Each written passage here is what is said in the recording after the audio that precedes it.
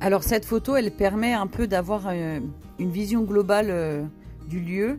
Donc dans le rond rouge, c'est la maison actuelle, enfin celle qu'on est en train de retaper. Sachant que dans toutes ces maisons, les seules qui sont habitées à l'année sont celle-ci, celle-ci et celle-ci.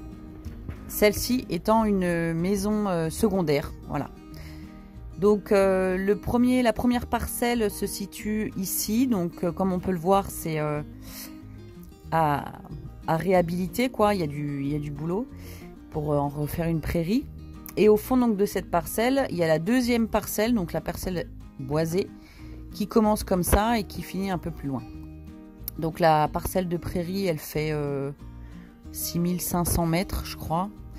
Et la parcelle de bois, elle fait à peu près pareil, 6500 mètres carrés.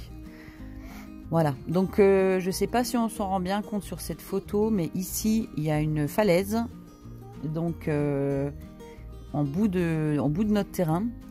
Et tout en bas là-bas, c'est la maison où on loge actuellement. Donc on peut voir, bon, pour monter, il faut quand même faire le tour. Mais on n'est quand même pas très très loin et c'est assez pratique. Si le mois d'août devait se résumer à une photo, alors non, on n'a pas bouffé que des courgettes au mois d'août et non, on n'a pas fait de gaspillage. Il suffit juste de conserver, de congeler et de garder tout ça pour les soupes de l'hiver. On en a vendu aussi une petite partie aux voisins et aux gens du village.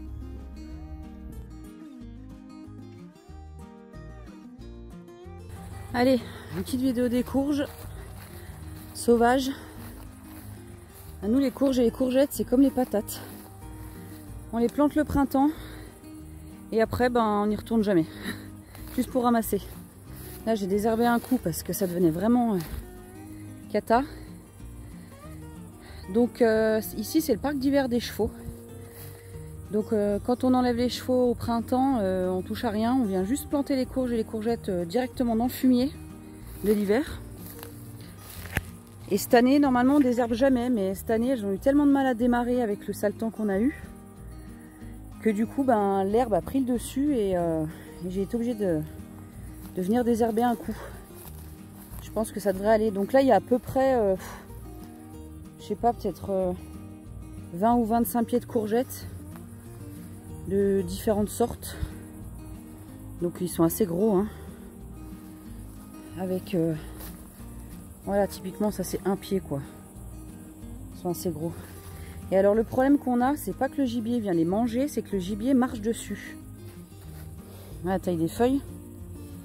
Voilà, le gibier les piétine. Mais bon, ça va, on cohabite plus ou moins bien. Alors, là il y a un petit pied de courge, alors je sais pas du tout ce que c'est. Je pense que c'est certainement une hybridation. Parce que j'ai récupéré des courges, quelques graines de courge l'année dernière.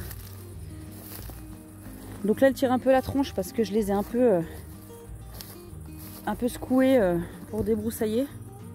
Donc là le râtelier, on aurait peut-être dû l'enlever avant, là on peut plus. Il est entouré de courgettes. Là il y en a un pied de courgette jaune.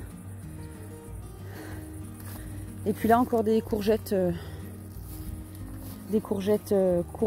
coureuses, pardon. Voilà, donc j'ai mis une petite bâche parce que j'ai pas envie de recommencer toutes les semaines. Et là, quelques pieds de courge qui commencent à bien courir. Puis là, en restant une vieille botte de foin qu'on se sert pour pailler un peu au printemps, comme on vient jamais arroser. Donc cette année, ouais, l'herbe a bien pris le dessus là. Donc ça, c'est le parc d'hiver des chevaux, donc on n'y touche pas trop en général, parce que dès qu'on va les remettre, elles vont le plumer en peu de temps. Voilà, avec leur abri dont elles se servent jamais. Voilà. Et puis on récupère l'eau du toit de l'abri, comme ça en général on n'a pas trop à s'embêter à mettre de l'eau l'hiver. Voilà. Donc ça commence à arriver, hein. On est un peu en retard cette année, mais des petits marrons un peu partout là. Donc voilà, c'était gros boulot, mais c'est la première et dernière fois. Maintenant je viendrai, je continuerai de venir une fois par semaine pour ramasser les courges, les courgettes. Ouais, ils ont eu du mal à démarrer cette année. Ils ont tellement cherché le soleil qu'ils ont poussé en hauteur. Mais bon, en même temps, vu la taille, la hauteur de l'herbe. Voilà. Petite débroussailleuse. C'est la plus petite des deux. C'est une FS 85. C'est vraiment léger pour le travail qu'on a à faire. Et la preuve en est, c'est que là, j'avais acheté un fil un peu plus épais et puis carré pour les hautes herbes et tout. Et en fait, elle galère un peu à l'entraîner. Donc j'ai changé toutes les membranes du carbu il n'y a pas longtemps. Et en fait, je m'en étais servi à la maison, ça allait bien. Et en fait, là, elle voulait pas démarrer, donc tout simplement, pour la faire démarrer, j'ai enlevé le filtre là. Si j'y arrive, hop. Et en fait, le starter, le principe du starter, c'est de venir boucher l'arrivée d'air pour faire un afflux d'essence dans le carbu et démarrer la débroussailleuse. Et en fait, le cas de starter, là, il revient pas fermer l'air comme il faut là. C'est pour ça qu'elle démarrait pas. Donc j'ai appuyé et hop, là c'est bien fermé. Et là elle a démarré. Voilà. Donc je me suis déjà fait chier avec ça 5 minutes. Ensuite elle a démarré, c'était tout bon. Je vous passe les arrêts pour remettre du fil, etc. Ensuite, je suis arrêtée. Panne d'essence. J'étais sûre que j'aurais assez, mais j'avais pas assez. Donc il a fallu que on me monte du mélange. Et ensuite, j'ai refait un petit moment et j'ai la poignée d'accélérateur qui a lâché. Donc elle démarre et tout, mais elle accélère plus. Donc voilà, je pense que c'est pas bien méchant, c'est juste le truc qui se déboîte des fois. Il faut que j'ouvre et puis et voilà. Les joies de la Permazou.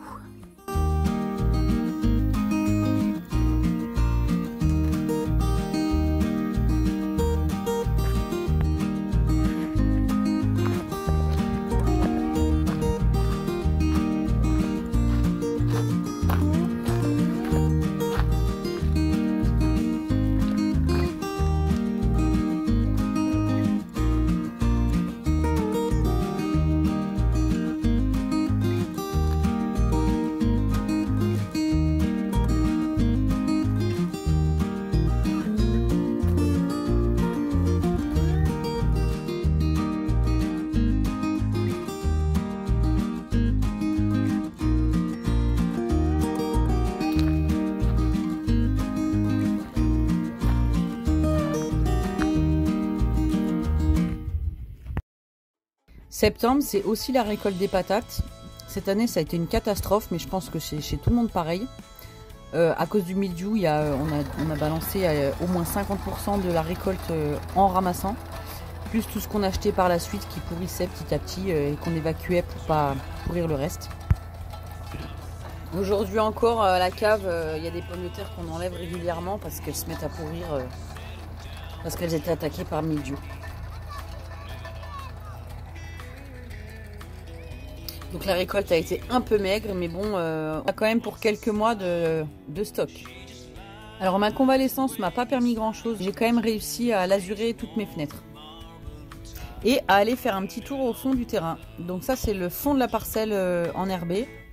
Donc la mâche de bois, il y a la fendeuse aussi qu'on stocke ici. Et donc on voit bien l'opulence de noyers dans cette partie du terrain. Donc on compte en supprimer au moins 1 sur 2. On va garder les plus jolis. Ça, c'est le rucher qui sera réhabilité puis à nettoyer. Le résultat de la dernière tempête. Donc la belle ligne de noyer. Et puis une petite vue de la maison sous cet angle-là. C'est assez rare qu'on la prenne en photo sous cet angle-là. Donc le mois d'octobre peut se résumer en 4 images. L'hiver approche, on a attaqué la transition des chevaux vers les parcs les plus élevés, gentiment vers les parcs le plus bas, donc vers le parc d'hiver. Donc on redescend étape par étape et ça fait beaucoup de débroussaillage à faire. Il y a eu également des choses sympas qui se sont passées à la maison, notamment l'arrivée de l'escalier, la pose du parement autour du poêle, puisque le poêle sera posé la semaine prochaine. Et puis, petite nouvelle très agréable, on a le chauffage au sol. Donc ça va nous permettre de bosser dans des bonnes conditions cet hiver. Et grande nouvelle, c'est l'automne, la plus belle saison de l'année. Donc au niveau des travaux, voilà où on en est. Les peintures en bas, ça se termine. Donc la buanderie, ça n'a pas changé.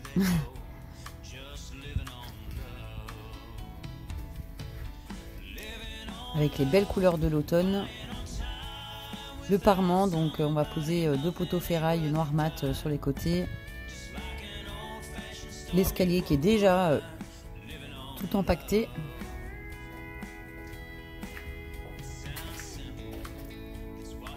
À l'étage, ça n'a toujours pas trop avancé. Et voilà pour le petit tour du propriétaire.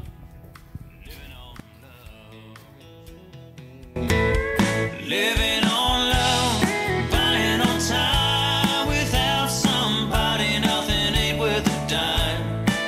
Just like an old-fashioned storybook rhyme. Living on love.